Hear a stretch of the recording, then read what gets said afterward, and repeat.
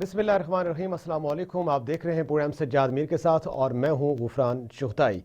आज मुस्लिम लीग काफ के रहनुमा मोमिन सलाई ने एक तकरीब में खिताब करते हुए ये कहा कि वज़ीर आज़म अपने इत्तेहादियों की वजह से परेशान ना हो और अपने हुकूमती अरकान को और पार्टी के लोगों को ये पैगाम दें कि हम आखिर तक उनका साथ देंगे। जिसके जवाब में वज़ीर आज़म ने यह कहा कि उनकी टीम घबराती नहीं है, बल्कि जो लोग घबराए हुए हैं वो चौधरी शुजात की सेहत के हवाले से आजकल फिक्रमंद दिखाई देते हैं।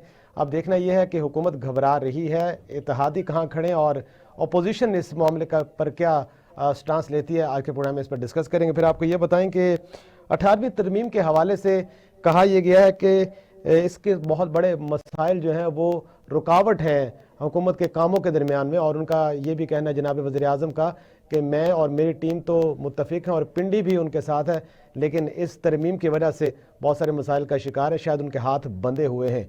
कितने उनके बाद में सदाकत है और कितने मसाइल का शिकार है, इस पर भी आज के प्रोग्राम में बात करेंगे। फिर आपको ये बताएं कि chief justice Islamabad high court justice अतर मिनल्ला ने यह कहा है कि परवेज़ मुशर्रफ का जो असासाजात के हवाले से नैब में केस है वो एक टेस्ट केस होगा, इसके ऊपर कोई पेशरफ नहीं हुई, और उसके हवाले से जो चेयरमैन नैब है उन्हें तौहीन अदालत का नोटिस भी भिजवाया गया था। ये मामला कहाँ तक पहुँचा और इसके ऊपर क्या पेशरफ्त हो सकती है, और अदालत क्या वाकई इस मूड में है कि इस मामले को मंतकी इंजाम तक पहुँचाया जाए, इस पर भी आज के प्रोग्राम में बात करेंगे। इन तमाम मौज़ूआत पर सैर हासिल गुफ्तगू के लिए मेरे साथ हमेशा की तरह मौजूद है नामवर सहाफ़ी सीनियर तज़कियाकार दानिशवर जनाब सज्जाद मीर साहब।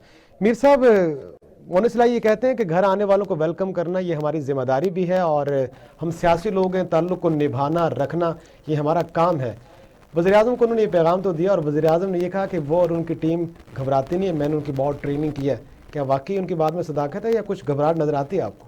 असल बात यह है कि जो बयान आते हैं आम तौर पर चौधरी बरादरान की तरफ से, उसका भी एक प्रोटोकॉल होता है। चौधरी शुजात अगरचे आजकल एक्टिव नहीं है, लेकिन कुछ बयान उनकी तरफ से आते हैं, अक्सर बयान परवेज़ की तरफ से आते हैं, और फिर कुछ ऐसे प्याम हैं जो अब मोमिन सलाई की तरफ से आ रहे हैं। ये गोया वज़ीर आज़म को कहा गया कि जो सूरत हाल पैदा हो रही है, लोग हमसे मुलाकात कर रहे हैं, आ रहे हैं, जा रहे हैं, उस पर आपको इतनी परेशानी की ज़रूरत नहीं, हम आपके साथ खड़े हैं। इस कहने का मतलब क्या है कि हमारी भी दाल नहीं गली। काफ लीग दरअसल पंजाब की वजारत आला मांग रही है, और ये छोटी बात नहीं है मुस्लिम लीग नून के लिए। अगर पंजाब की वजारत आला दे देती है तो बाकी उनके पास क्यों बचता है? वो क्यों नो कॉन्फिडेंस लाए? उनके लिए बुजदारी ठीक है, बजाय इसके कि वहाँ परवेज़ लाई या कोई मोमिन सलाई बैठा हो या कोई और बैठा हो, उससे बेहतर नहीं है कि बुजदार बैठा हो। मुस्लिम लीग पीपल्स पार्टी जो है मुझे मरकज़ चाहती है। मरकज़ चाहने के बाद मामले में भी मुस्लिम लीग नून में और शायद पीपल्स पार्टी में एक तरह का इख्तलाफ ये मौजूद हो कि मुस्लिम के वहाँ मरकज़ में कौन होगा वज़ीर आज़म, किसको बनाए? परवेज़ अशरफ जैसे किसी को बनाया जाएगा या बिलावल को भेज दिया जाएगा, जरदारी साहब खुद आ जाएंगे? ये सारी बातें मौजूद तो है ना जी, इस पर गौर करने की ज़रूरत है। और लगता यही है कि ये तो यहाँ से उन्हें ये पैगाम मिला है कि पंजाब हम नहीं देंगे आपको। अगर आप पंजाब की शर्त पर ये लेना चाहते हैं तो बहुत कुछ मांग रहे हैं ना आप। ये बड़े वैसे मैंने अभी कहा था कि बड़ी फतीन ज़हीन ये फैमिली है, और चौधरी ज़हूर के साथ को अपने काम करते देखा अपोजिशन में, बड़े वज़ेदार और बड़े रख रखाव वाले और पूरे राब्ते जो उनके बेहतरीन है। लेकिन मुशर्रफ के दौर के बाद ये एक चीज़ में पैदा हुई है, ख़ास तौर पर जब उन्होंने तावन उससे किया था, नून से निकल कर काफ बनी थी, कैसे बनी थी वो एक अलग कहानी है। उस वक्त से ये इशारों के मुंतज़र रहते हैं। मीर साहब, देखते हैं कि क्या कहीं से इशारा है या जब मोमिन सलाई जो ज़मानत दे रहे हैं वो वाकई उसका कोई वजन है? मज़ीद बात करते हैं। हमारे साथ मौजूद हैं सीनियर सहाफ़ी तज़कियाकार एंकर पर्सन उस्ताद भी हमारे जनाब इफ्तिखार अहमद साहब, उनसे जान लेते हैं। इशारे का मतलब ये है कि जी अभी उन्हें इशारा नहीं मिला मोमिन सलाई के पैगाम का मतलब। इफ्तिखार साहब अस्सलाम वालेकुम। हजूर वाला, क्या मोमिन सलाई ने पैगाम दिया है वज़ीर आज़म को, घबराएं मत, हम आपके साथ हैं? इसका मतलब है कि उनका वज़ीर आज़म घबराया हुआ है। अच्छा, मैंने इसका मतलब ये भी लिया है कि शायद वो वजारत आला मांग रहे हैं, वजारत आला उनको मिल नहीं रही, वो नून लीग मान नहीं रही, कुछ ज़्यादा ही मांग रहे हैं वो। नहीं, ये तो यूँ तो और चीज़ है ना। पहले तो ये है ना जो मुन्नस ने उनको कहा घबराए नहीं, उसका मतलब है कि मुन्नस ने एक बात तो पब्लिकली कह दिया ना, जो लोग नहीं कह रहे थे उसके मुँह पे, उसने कह दिया है अपने प्राइम मिनिस्टर के मुँह पे कि घबराओ नहीं, और फिर उसने ये भी कहा कि अपने PTI वालों को भी समझाओ कि इस तरह मत घबराएं। दो चीज़ें तो मुन्नस ने बड़े वाज़ेह तौर पे कही। तीसरी चीज़ मुन्नस ने बड़े वाज़ेह तौर पे कही है कि हम बड़े वज़ादार ख़ानदान हैं, हमारी सबसे मुलाकातें होती हैं, हम मिलने वालों का एहतराम करते हैं। उसने ये पैगाम भी दिया, क्योंकि आपके साथ हम चल रहे हैं تو ابھی ہم آپ کے ساتھ ہیں. تو اب اس کے درمیان جو کیا میسج کا یہ 4 حصے ہیں, جس حصے کو آپ پسند کریں آپ استعمال کر لیں. میں نے 2 اس کی انٹرپریٹیشن ابھی کی ہے. ایک تو میں نے یہ کی ہے کہ کاف لیگ جو ہے وہ کم پنجاب کی وزارت اعلیٰ مانگتی ہے. ظاہر ہے کہ نون کو کیا پڑی ہے کہ بزدار کو ہٹا کر ان کا بندے کو لے کر آئے. اور دوسری بات یہ ہے کہ ابھی انہیں اشارہ نہیں ہوا. اگر اشارہ ہوتا ہے اور مشرف کے بعد کاف لیگ جو ہے یہ اشارے کے منتظر رہتی ہے.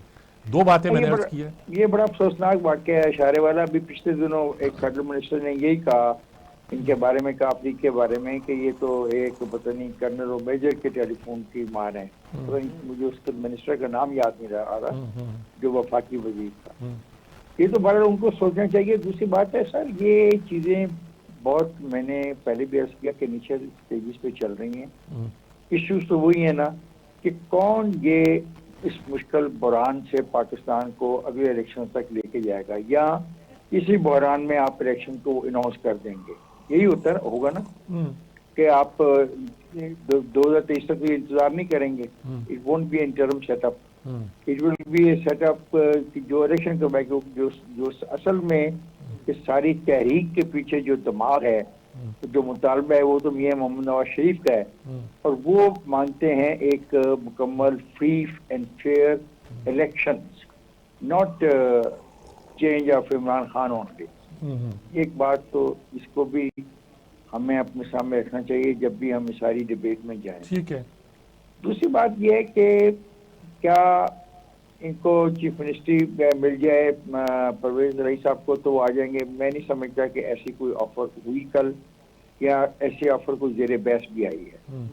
اور کل کی میٹنگ میں ایک چیز میں نے اور بھی نوٹ کی ہے کہ منت صاحب اس میٹنگ میں کل نہیں تھے, اور وہ دونوں تھے اپنا چوہدری صاحب کے بیٹے, چوہدری شجاعت صاحب کے دونوں صاحبزادے تھے. منس نہیں تھا, اور وہ منس کا چھوٹا بھائی جو ہے وہ موجود تھا. منس خود موجود نہیں تھا اس میٹنگ میں. اٹس ویری انٹرسٹنگ کہ کیوں نہیں موجود تھے منس. منس is a very straightforward man, اور منس نے اتنا بڑا آج بات کہہ دی ہے پرائم منسٹر کی موجودگی میں. پرائم منسٹر کو مجھے نہیں پتا وہ کیسے اس پہ ہینڈل کرے گا. وہ ہے کالا باغ ڈیم.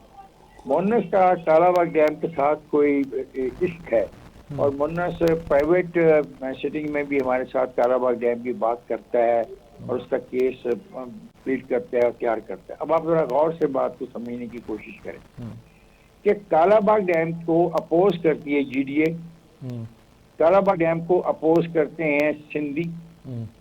اب کالا باغ ڈیم کو جو لوگ اپوز کرتے ہیں وہ ان کے ساتھ کیسے آگے چلیں گے؟ اور خود کالا باغ ڈیم کی جو اپوزیشن خیبر پختونخوا میں ہے, اپنا مونس کا یہ موقف جو ہے اس کو خیبر پختونخوا میں کیسے لیا جائے گا؟ تو کیا مونس نے یہ بات کہہ کے ایک نیا پنڈورا باکس نہیں کھول دیا؟ کیونکہ کل میرے پرائم منسٹر نے ایک اور پنڈورا باکس کھول دیا یہ بات کہہ کے کہ 18ویں ترمیم کی وجہ سے گندم جو ہے ایک صوبے سے دوسرے صوبے کی قیمتوں میں فرق ہے, اور ایک صوبے سے دوسرے صوبے میں یوریا کی قیمتوں میں فرق ہے 18ویں ترمیم سے. نہیں, وہ ایک نیا پنڈورا باکس ہے, عجیب قسم کی بات ہے. تو میرے دوست, ہم بہت ساری چیزیں ایسی کہہ رہے ہیں اور کر رہے ہیں جن کا مجھے سمجھ نہیں آ رہی کہ انجام بار میں کیا ہوگا. جہاں تک رہا ووٹ آف نو کانفیڈنس آئے گا, کامیاب ہوتا ہے یا نہیں کامیاب ہوتا, میری اس پہ میری ذاتی ریزرویشنز بھی ہیں جس کا میں اظہار کر چکا ہوں. آئے گا ضرور, بیکاز یہ کانسٹیٹیوشنل ہے. اور 18ویں ترمیم کے بعد ایک اور چیز ہو گئی ہے کہ 18ویں ترمیم سے پہلے ایک ووٹ آف کانفیڈنس اور دوسرے ووٹ آف کانفیڈنس کے درمیان ایک مدت کا تعین تھا کہ نہیں آ سکتا. 18ویں ترمیم میں وہ مدت ختم ہو گئی ہے, اور یہ ضروری کہ ووٹ آف کانفیڈنس ایک جگہ پہ ہی آئے, پرائم منسٹر کے خلاف آئے. یہ چیئرمین سینٹ کے خلاف آ سکتا ہے, ڈپٹی چیئرمین سینٹ کے خلاف آ سکتا ہے, اسپیکر قومی اسمبلی کے خلاف آ سکتا ہے, ڈپٹی اسپیکر قومی اسمبلی کے خلاف آ سکتا ہے, پنجاب میں چیف منسٹر کے خلاف آ سکتا ہے. تو یہ تو 5-6 ووٹ آف نو کانفیڈنس آ سکتے ہیں. تو آپ سینئر رہے ہیں مجھ سے, آپ اندازہ کیجئے اگر یہ صورتحال پیدا ہوتی ہے تو گورننس جو پہلے ہی نہیں ہے تو انتظامیہ کا کیا حال ہوگا. اور ایک ووٹ آف کانفیڈنس آنے کے بعد اس کے فیصلے میں جو 7 دن کا عرصہ ہوگا, ان 7 دنوں میں کیا ایشوز نئے ریز ہوں گے اسٹیبلشمنٹ کیا کرے گی؟ اسٹیبلشمنٹ میں مراد میری وہ اپنا راولپنڈی کی اسٹیبلشمنٹ نہیں ہے، جو صوبوں کی اسٹیبلشمنٹ ہے، جو وفاق کی اسٹیبلشمنٹ ہے، جو سیکٹریز ہیں، یہ کیا کریں گے؟ تو چیزیں کدھر جائیں گی؟ اور اس کے بعد you are going to face the اپنا budget, then you are going to face the اپنا لوکل باڈیز الیکشن. تو یہ سارا سال ایک انتہائی ہنگامہ خیز سال بن جائے گا. اور خود ہی میرے دوست نے، پرائم منسٹر نے کہا ہے کہ وہ ایک فیصلہ جو اہم ہے وہ نومبر کا فیصلہ بھی وہ نہیں کریں گے. آج ان کو کرسی بھی اچھی دے دی گئی ہے، پچھلی دفعہ کرسی اچھی نہیں دی گئی تھی، بھی ڈیبیٹ چل رہی ہے. تو ہم عجیب چیزوں میں پھنس گئے ہیں. لیکن ایک چیز طے ہے کہ ایک بات ثابت ہوگی کہ جن دوستوں نے عمران خان کا چناؤ کیا تھا وہ چناؤ میں غلطی کر گئے، اور ان کو ایک ایسا ماہر آدمی نہیں ملا جس کو حکومت چلانے کی مہارت ہو. ایک کرکٹ ٹیم کو چلانے کی مہارت تو ان میں ہوگی، لیکن ایک حکومت کو چلانا اور ایک فارن پالیسی کو چلانا اور ان ساری چیزوں کو اپنے کنٹرول میں رکھنا کافی مشکل ہے.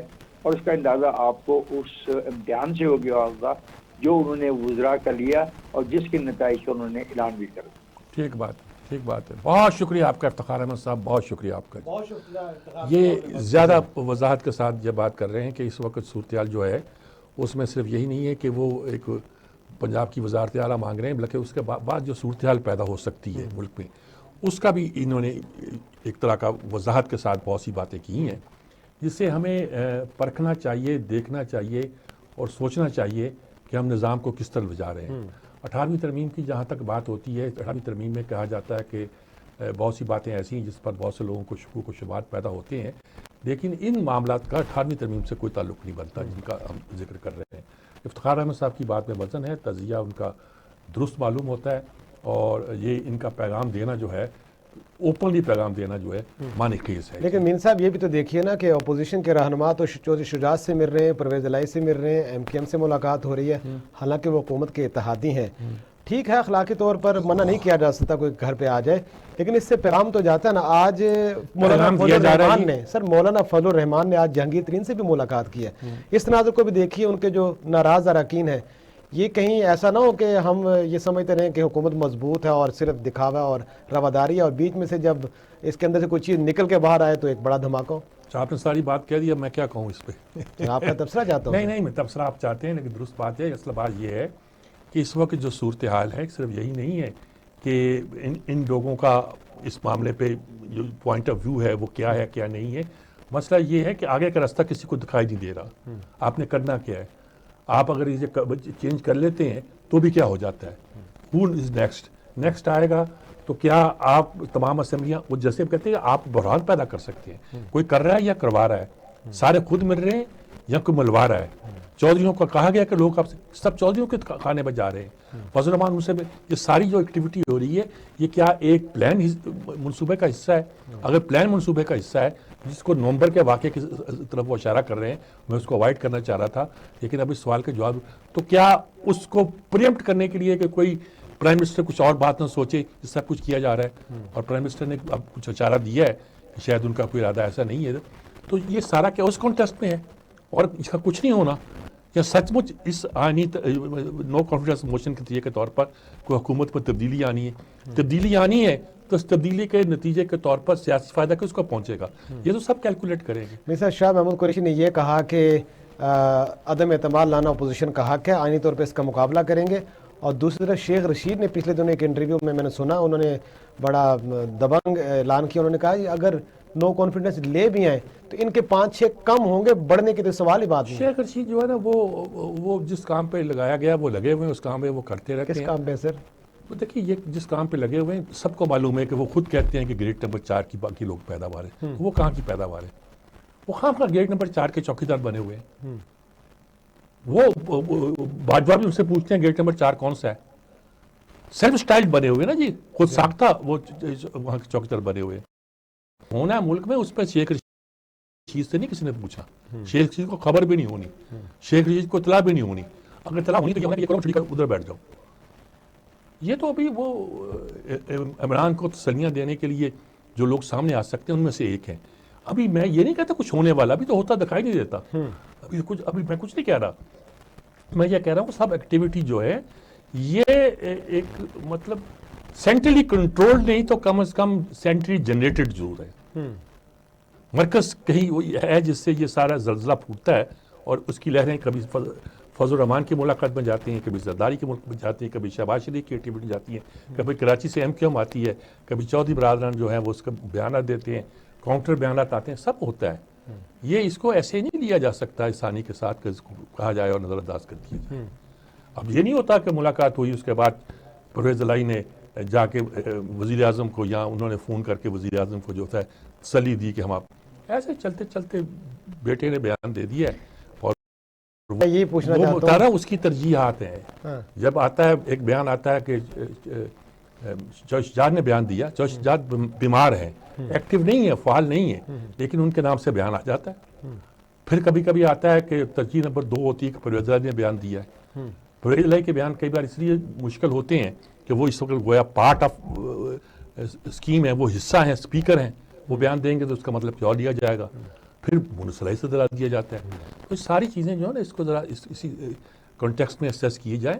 اور وہ جیسے میں نے کہا سمجھدار لوگ ہیں, یہ اشارے کے بھی منتظر رہتے ہیں, لوگوں کی اسٹینٹ بھی دیکھتے ہیں اور اپنا فائدہ بھی دیکھتے ہیں. صاحب میں یہ سوال کرنا چاہتا ہوں, مونس الہی کا جو جیسر پوسچر ہے, ٹھیک ہے ایک خاندان کی لیگسی ہے جس کو وہ کیری کرتے ہیں, انہوں نے وزیر اعظم کو یہ بتانے کی کوشش کی کہ ہم بڑے جو ہے نا روادار لوگ ہیں اور آپ کے ساتھ کھڑے رہیں گے اور آخر وقت تک نبھائیں گے, لیکن کیا مونس الہی اتنی کیپیسٹی رکھتے ہیں کہ وہ آزادانہ ایسا بیان دے سکتے ہیں؟ یہ میں نے آپ کو بتایا کہ ترجیحات کے تحت چودھری فیملی کی طرف سے مختلف لوگوں کے بیانات دیے جاتے ہیں.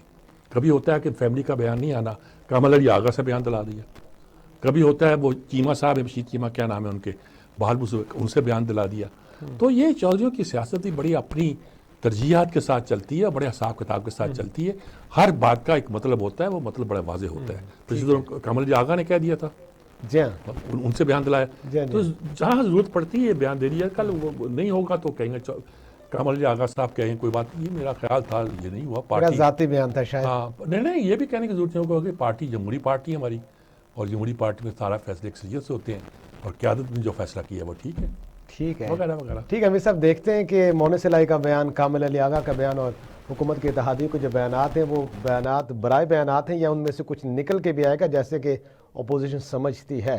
مزید موضوعات پر بھی بات کریں گے, لیکن یہاں پر وقت ہو ایک بریک کا, ہمارے ساتھ رہیے گا.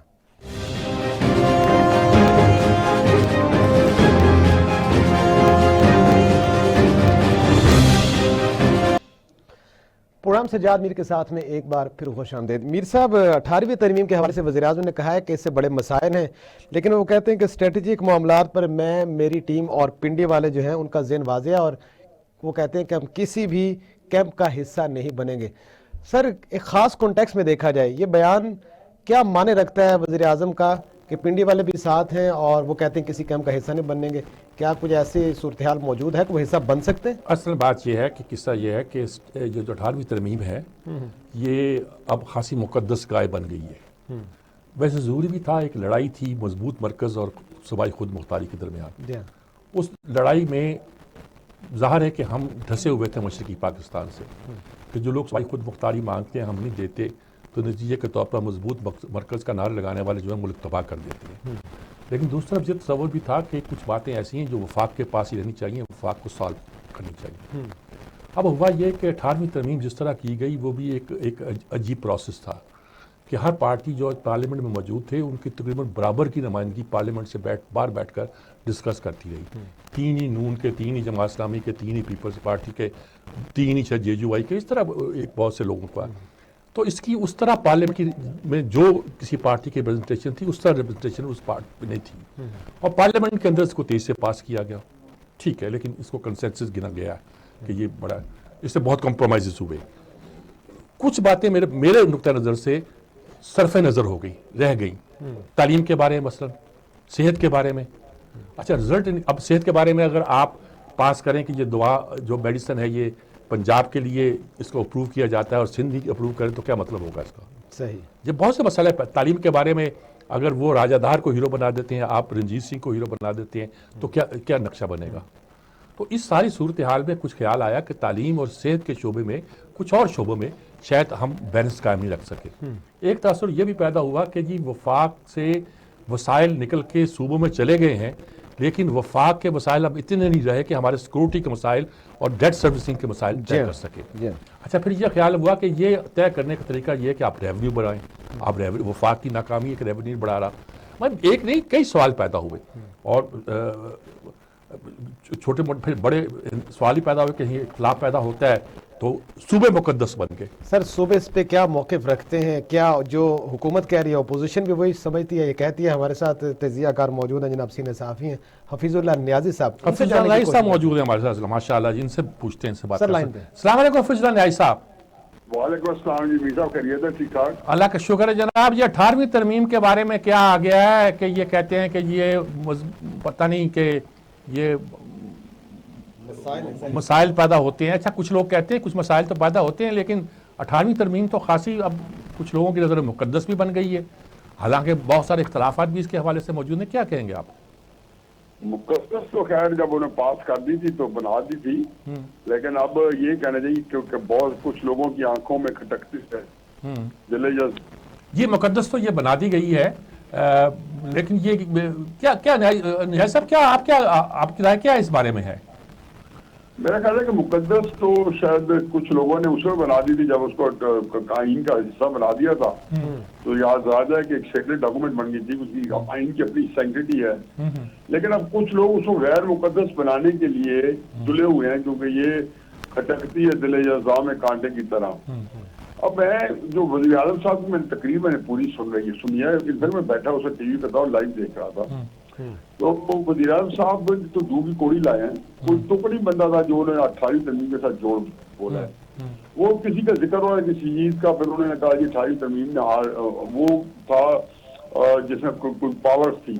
اب یہ تو 1973 کے آئین میں کئی چیزیں نافذ نہیں ہوئی تھی. انہوں نے کہا تھا جی لیٹر اسپرٹ میں فوڈ ہے ہیلتھ ہے ایگریکلچر ہے ایجوکیشن ہے یہ صوبوں کو بالکل 100% منتقل ہو جائے گی. اچھا اس کے بعد صوبوں کا فائنینشیل شیئر بھی تھے کہ جو ایلوکیٹ کریں تھے 18ویں ترمیم میں اصل میں یہی وہ بون آف کنٹینشن ہے.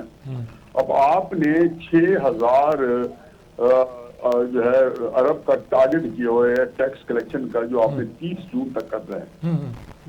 اب اس میں سے آپ کی ڈیٹ سروسنگ جو ہے کم و بیش تقریباً 3800 ارب روپے ہے.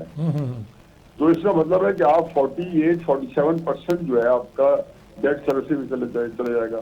اور 3300 ارب روپے میں آپ نے ڈیفینس کا بجٹ کیا بنانا ہے اور صوبوں کو کیا دینا ہے. اور آپ یہ دیکھیں کہ نواز شریف کے وقت میں ایک دفعہ شہباز شریف صاحب کو 1000 ارب ملے جو ہے نا 1 ٹریلین ملا صوبوں کو مرکز کی طرف سے اور یہ باقی صوبوں کو ملے. تو ایک عید ہوئی تھی صوبوں کی. اب وہ ایک تو خیر دے نہیں رہے وہ تو رہنے بات ہے لیکن اب تو کچھ ہے ہی نہیں کہ مرکز کے بعد ڈیولپمنٹ کے لیے کیا ہوگا صوبے کے لیے کیا ہوں گے اور فوج کو کیا دیا جائے گا. تو بیسیکلی 18ویں ترمیم کے اوپر میرا اپنا ہی خیال ہے کہ وزیر اعظم صاحب جو ہے نا وہ اس وقت انتہائی کنفیوزڈ ہے. ان کا خیال ہے کچھ چیزیں وہ ایسی کرنا چاہتے ہیں جس سے وہ کہ کوئی بظاہر سول ملٹری ریلیشن جو ہے وہ دوبارہ اسی طریقے نارملائز ہو جائیں جس کا ڈھنڈورا یہ 2-3 سال پیٹتے رہے ہیں. اور کچھ کئی لوگ ایسی کرتے ہیں جس سے سول ملٹری ریلیشن جو ہے لگتا ہے کہ وہ تاریخ پاکستان کی وقت سے ہے اور جس کی وجہ سے ہم باقی پولیٹیکل جو ہے اپہیول دیکھ رہے ہیں شورش دیکھ رہے ہیں سیاسی دوبارہ سے ایک جو ہنگام دیکھ رہے ہیں سیاسی طور پہ اور اکثر پتل ہونے کا چانس ہے. تو میرا خیال ہے کہ وزیر اعظم نے آج دودھ کی کوڑی کری ہے. اس میں نے کالا باغ ڈیم کا بھی انہوں نے لفظ چبا کے ذکر کیا ہے تو نہ ادھر کا نہ ادھر کا. تو یہ ساری میں تو سمجھتا ہوں کہ ایک کچھ ان کی باڈی لینگویج مشاہیر بھی تھی ان کا تو وہ زور نہیں تھا. حالانکہ منہ سلائی نے ان کو حوصلہ دیا کہ آپ گھبرائیں نہیں یا آپ کے ورکر گھبرائے نہیں لیکن انہوں نے کہا بھی نہیں کہ ہم گھبراتے نہیں ہیں لیکن کوئی بات بنی نہیں ہے. عمران خان صاحب کو جاننے کے چونکہ مجھے بینیفٹ ہے تو میں یہ کہہ سکتا ہوں کہ وہ بہت ہی زیادہ گھبرائے ہوئے. عمران خان واقعی نہیں گھبراتے لیکن اب میں دیکھ رہا ہوں تو ان کے اندر وہ ایک جو باڈی لینگویج ہے وہ بتاتی ہے کہ نہیں وہ مرجھا گئے ہیں. جی آپ کی بالکل بات درست ہے. تو یہ کیا آپ کو کیا خیال ہے کیا کرنا چاہیے؟ کچھ مسائل ہیں مثال کے طور پر یہ جو کہا جاتا ہے کہ صوبوں کو اختیارات جو تھے وہ طے تو ہو گئے کہ شہری حکومتوں کو ٹرانسفر ہونے چاہیے، پتہ ہوتے نہیں ہیں. تو وفاق میں اس طرح کی کوئی ترمیم ہونی چاہیے کہ طے ہو کہ آئینی طور پر شہری حکومتیں یا بلدیاتی ادارے بنانا جو ہے وہ صوبوں کی صرف ثواب دید نہیں ہے بلکہ لازمی طور پر انہیں بنانا پڑیں گے. اس طرح کی گارنٹی دی جائے. کچھ اور باتیں ہیں، مثلا لوگ کہتے ہیں صحت کے بارے میں یہ کہا جاتا ہے کہ صحت میں اگر میں ایک میڈیسن اپروو کرتا ہوں، سندھ اپروو نہیں کرتا، تو کیا پاکستان میں صحت کا نظام اس طرح پھیلے گا؟ یا تعلیم کے بارے میں بہت سے اعتراضات ہیں. آپ کیا کہتے ہیں، کچھ تھوڑی بہت ہی امینڈمنٹ کا نام یہ تو نہیں ہے؟ جو ہو جاتا ہے جب آپ کے پاس سے ساری چیز ہوتی ہے. امریکہ میں دیکھیں نا، تو کسی اسٹیٹ میں پھانسی ہے، کسی میں نہیں ہے. کسی اسٹیٹ میں انہوں نے کوئی میڈیسن ہے، کئی اسٹیٹ میں بین ہے. یوٹا اسٹیٹ میں کئی چیز ایسی بین ہے کہ جن کے اندر بندہ حیران ہو جاتا ہے. ٹیکساس اسٹیٹ کے اندر کوئی بھی شراب جو ہے گروسری اسٹور پہ نہیں بیچی جا سکتی، باقی جگہوں میں بیچی جا سکتی گروسری اسٹور پہ. بہت ساری اور بھی اسٹیٹس ہوں گی. تو ایک جگہ پہ اس طرح انڈیا میں دیکھ لیں، جو وہاں کے جو اسٹیٹس ہیں ان کے قوانین فرق ہیں. اس میں کون سی بات ہے کہ اگر آپ ایک دوائی نہیں اپروو کرا سکتے ایک جگہ سے تو باقی اگر کرا سکتے وہاں سے تو کرائیں. اس میں کوئی حکمت ہی ہے نا کہ جس میں صوبوں کے لیے بھی اپروول چاہیے اور ڈرائیو کی بھی جو آپ کو اپروول چاہیے، جو آپ کی اتھارٹی ہے پاکستان کی تو لیول کی فیڈرل گورنمنٹ کی. تو اصل میں کہہ رہا ہوں جی کہ یہ چیزیں جو ہے نا اب کسی کے بس کی بات رہی نہیں ہے. دوسرا یہ ہے کہ ہمیں خود یہ بات سمجھ نہیں آتی کہ 1956 کے آئین کے کو ہم نے لائٹلی لیا اور اس کو ہم نے پاکستان توڑوا بیٹھے. ٹھیک بات. کیونکہ ہم نے کبھی ان چیزوں کو اوپر نہ ویلیویشن کی ہے، نہ ہم نے کچھ یہاں پہ جزا اور سزا دی ہے پاکستان میں جو کچھ ہوا تو ہے. تو اس لیے ہم جب پرانوں پہ جزا سزا نہیں ہوئی تو اس سے ہمارے پاس یہ لگی اور عیاشی ہے کہ ہم جو ہے نئی جو جتنے کام جو کر رہے ہیں اگلے کام کریں تو اس میں کوئی روک ٹوک نہیں ہے. ذہنی طور پہ ہم بالکل مضبوطی سے کر رہے ہیں. اگر ایک دفعہ کوئی جزا سزا مل جاتی اور تو اب یہ 73 کے کانسٹیٹیوشن کو نہیں پتا کہ 73 کا کانسٹیٹیوشن کیسے بنا ہے. سپریم کورٹ کا آرڈر پڑا ہے جس میں کہا گیا کہ کوئی یہ اسمبلی جو ہے نا کانسٹیٹیوشن کا جو مین اسٹرکچر ہے وہ نہیں چینج کر سکتی. ٹھیک بات. آبجیکٹو ریزولوشن اس میں سے نہیں نکال سکتے آپ. پارلیمانی سے اس کا جو طریقہ کار ہے اس کو نہیں نکال سکتے. پاکستان کا فیڈریشن کا جو ہے پاکستان ایک فیڈریشن ہے، اس کے مطابق ہی رہنا ہے. وہ یہ بیسک اب سپریم کورٹ نے کسی کیس میں ڈیسیژن نہیں ہوا ہے لانگ ٹائم بیک 7-8 سال پہلے. ٹھیک بالکل ٹھیک فرمایا آپ نے جناب حفیظ اللہ نائی صاحب. بہت درست فرمایا آپ نے. بہت سی باتیں جو ہمیں سمجھ لینی چاہیے. بہت شکریہ حفیظ اللہ نائی صاحب. تو اس سے کوئی خرابی پیدا نہیں ہوتی. مطلب یہ ہے کہ وہی پھر لیکن انڈورسمنٹ وفاق سے ہوتی ہے، کرتے ہیں. لیکن یہ بات ہے کہ اگر کسی کو کوئی اعتراض ہے، وسائل پر اعتراض ہے، ریونیو بڑھائیں. سب سے بڑا مسئلہ قومی پالیسی نام کی بھی کوئی چیز تو ہوتی ہے نا جو سارے ملک میں یکساں اطلاق ہو. کیا وفاق کے پاس ایسا اختیار نہیں ہونا چاہیے جیسے آپ صحت کے معاملے میں کہہ رہے ہیں، جیسے لوکل باڈیز کے حوالے سے آپ کہہ رہے ہیں؟ کچھ اصل میں ہم کنفیوز ہیں. وہ کنفیوژن کو ہمیں دور کرنا چاہیے، لیکن اس کنفیوژن کو دور کرنے کے لیے ہمیں 18ویں ترمیم کے خلاف نہیں محاذ قائم کرنا چاہیے، بلکہ ہمیں جو چھوٹی موٹی جو جس کو ہم چاہتے ہیں کہ اس کی اصلاح ہونی چاہیے وہ اصلاح ترمیم کی جا سکتی ہے. سر اس میں وہ امینڈمنٹ کی جاتی ہے. یہ 18ویں ترمیم نہیں ہے. آپ کانسٹیٹیوشن میں امینڈمنٹ کرنا چاہتے ہیں تو کر دیں کہ آئندہ سے یہ بات یوں ہوگی یوں نہیں ہوگی. آپ اب مثلا صوبے اتنے مقدس ہو گئے ہیں کہ آپ مزید صوبے نہیں بنا سکتے. کیونکہ مزید صوبے بنائیں گے تو آپ کو سینٹ میں نمائندگی دینا پڑے گی. سینٹ میں نمائندگی دینے پڑے گی. مثلا اگر آپ سرائکی صوبہ بنا دیتے ہیں، جنوبی پنجاب کا صوبہ جسے کہتے ہیں بنا دیتے ہیں، تو سینٹ میں پنجاب کی سیٹیں 40 ہو جائیں گی. اس کا کیا کریں گے آپ؟ باقیوں کی 20 ہیں. پھر یہ ہوگا کہ بیلنس قائم کرنے کے لیے کیا کیے؟ صوبے مقدس ہو گئے نا. سینٹ کا موجود ہونے کا مطلب یہ ہے کہ صوبوں کی جو پرپورشن نمائندگی ہے وہ مقدس ہو گئی ہے. صوبہ بنانے کا مطلب ہے کہ سینٹ میں اسی نسبت کے ساتھ ان کو نمائندگی دینا.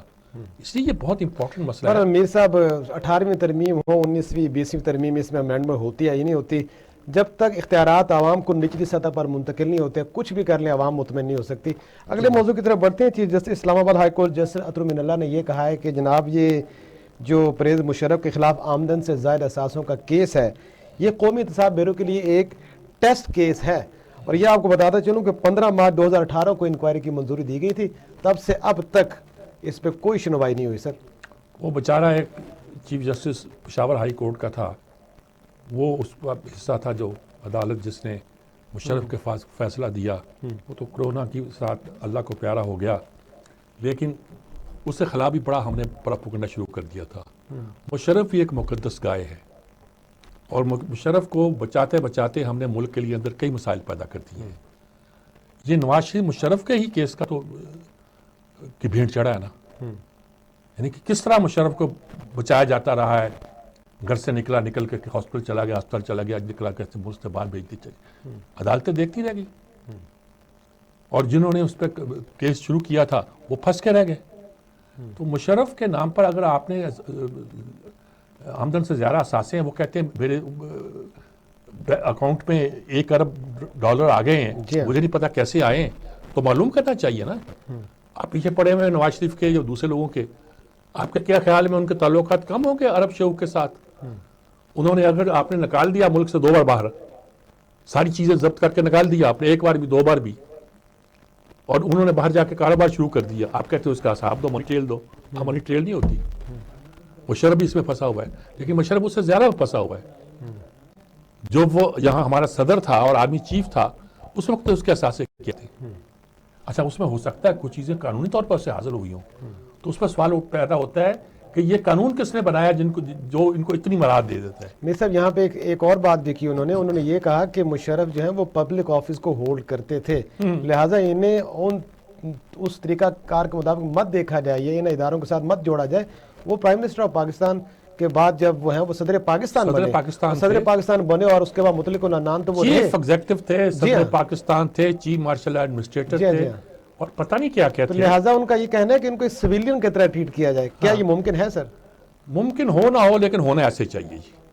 جو آرمی کے لوگ سویلین عہدوں پہ فائز رہے ہیں، اور جنرل بھی تھے جن کو دوبارہ آرمی میں شامل کر کے کورٹ مارشل کا کہہ کے وہ ایک طرح کا تحفظ ہی مل گیا ان کو، لیکن ان سب لوگوں کو جو کہ سویلین عہدے پہ فائز ہوں، اس شرط پہ سویلین عہدوں میں فائز کیا جائے کہ اگر ان پہ کوئی مقدمہ چلے گا تو سویلین عدالتوں میں چلے گا۔ صحیح ہے۔ میر صاحب مزید جانتے ہیں، ہمارے ساتھ ماہر قانون موجود ہیں جناب آفتاب احمد باجوہ صاحب، کیا اس کیس میں کوئی پیش رفت ہو سکتی ہے، نہیں ہو سکتی؟ زمینی حقائق کیا ہیں سر؟ لائن پہ سر۔ جی السلام علیکم باجوہ صاحب۔ جی وعلیکم السلام۔ واحد صاحب، کیس یہ ہو گیا کہ اسلام آباد کے چیف جسٹس صاحب نے جو ریمارکس دی ہے کہ مشرف کے بارے میں نیب کے لیے ٹیسٹ کیس ہے کہ آمدن سے زیادہ اثاثوں کو یہ کیس ہے، اس کو ذرا فیئر ٹرائل ایک سویلین کے طور پر ان کو چلایا جائے کہ وہ ایک ایسے عہدے پہ فائز رہے ہیں جو فوجی سے زیادہ سویلین بھی تھا۔ کیا کہیں گے آپ اس پہ؟ سب سے پہلے تو میں یہ گزارش کرتا چلوں کچھ اسپیشل لاز ہیں، پہلے ان کو دیکھنا ہوگا۔ اسپیشل لاز جو ہیں ہمارے عام قوانین سے ذرا اوپر ہوتے ہیں۔ دوسری بات یہ کہ جو نیب کا قانون ہے یہ بھی ایک اسپیشل لا ہے، اور نیب کے قوانین میں ایک بات بہت واضح ہے، نو ون از ابو دی لا۔ اگر کوئی لا میں وہ ڈیفینیشن میں وہ فال کرتا ہے اور اس کا جرم بنتا ہے تو پھر اس کو ضرور اس کا ٹرائل ہونا چاہیے، اور اس کو ڈٹرمن کرے گی ٹرائل کورٹ کہ کیا اس کے اثاثے جو ہیں وہ being as a government servant تھے یا اس کے پرائیویٹ ہیں۔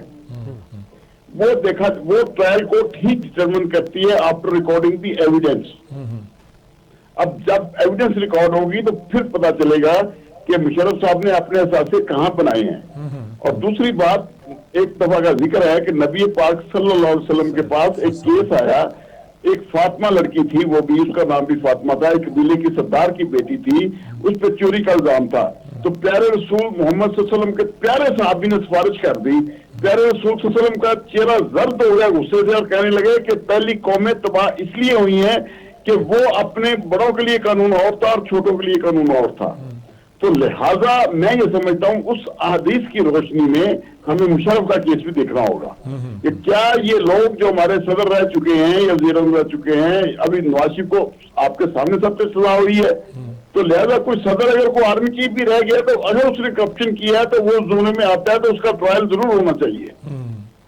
اچھا، آپ کے خیال میں کیا نیب میں اس پر کیپیسٹی ہے کہ وہ ٹرائل کر لے؟ مشرف تو ہر ٹرائل سے بچتے رہے ہیں، اگرچہ پشاور کے جو چیف جسٹس تھے سیٹھ صاحب، انہوں نے ان کو سزا بھی سنائی، لیکن یہ کہ وہ ہر طرح بچتے ہوئے باہر نکل گئے ہیں۔ کیا لگتا ہے آپ کو ان کا ٹرائل ہو سکتا ہے؟ دیکھیے میں ایک گزارش کروں، ایڈمرل منصور الحق کا بھی ٹرائل ہوا تھا، ٹھیک ہے، اور اس کا ٹرائل ہونے کے بعد اس نے بھی پری بارگین کر کے اپنی جان چھڑوائی تھی۔ تو میں سمجھتا ہوں مشرف کا اگر ٹرائل ہوگا، ہماری عدلیہ انڈیپینڈنٹ ہے، اور ہم جو ہے لائر جنہوں نے آپ ساتھیوں کے ساتھ مل کر ایک تحریک رول آف لا کی 2007 میں چلائی تھی، آج اس کے ثمرات سامنے آئیں گے اس ٹرائل میں۔ جب ہم بڑے لوگوں کا ٹرائل کرتے ہیں، چاہے نواز شریف کا ہو یا کسی اور کا ہو، چاہے مشرف کا ہو، پھر عدالت کے سامنے ملزم ہو، کوئی بھی ملزم ہو، اس کے چہرے پہ یہ نہیں لکھا ہوتا کہ یہ صدر پاکستان رہا ہے یا کیا رہا ہے، وہ ملزم کے چہرے پہ کھڑا ہوتا ہے، تو پھر وہ ملزم ہی ہوتا ہے۔ پھر اس نے دیکھنا ہے کہ یہ انوسینٹ ہے، یہ گناہگار ہے، تو ملزم بنا دے گا، جس طرح نواز شریف کو بنایا گیا تھا۔ میں سمجھتا ہوں ابھی تک ہماری عدالتوں میں اتنی ہمت طاقت ہے، اور انشاءاللہ آنے والے وقتوں میں اور ان کو مضبوط دیکھیں گے آپ۔ تو کوئی توقع کرنی چاہیے کہ مشرف کے خلاف کوئی اس طرح کا ٹرائل ہو سکتا ہے، نیب کر سکتی ہے، معاملہ آگے بڑھ سکتا ہے، جہاں صرف ہم اصولی بحث کرتے رہیں گے؟ نہیں، میں سمجھتا ہوں اس وقت جو موجودہ حالات ہیں، ان حالات میں اگر ہم نواز شریف کا ٹرائل کر سکتے ہیں تو مشرف کا کیوں نہیں ہو سکتا؟ ہونا چاہیے مطلب آپ کا؟ جی بالکل ہونا چاہیے، تاکہ عدالت فیصلہ کرے وہ گناہگار ہے یا بے گناہ ہے۔ ٹھیک بات ہے۔ بہت شکریہ جناب باجوہ صاحب، بہت شکریہ۔ بہت شکریہ آفتاب باجوہ صاحب، انہوں نے قانونی نقطہ پیش کیا۔ ظاہر ہے کہ یہ سیاسی بات تو کر نہیں رہے تھے، اور نہ کرنی چاہیے تھی، اور ہم قانونی رائے جاننا چاہتے تھے، وہ انہوں نے بہت اچھی دی ہے کہ ان کا ٹرائل ہونا چاہیے۔ اگر نواز شریف کو ہو سکتا ہے تو ان کا بھی ہونا چاہیے، اور یہ کہ عدالتوں میں اس طرح کیپیسٹی ہے اور کیپیسٹی ہونی چاہیے کہ وہ یہ ٹرائل کر سکیں۔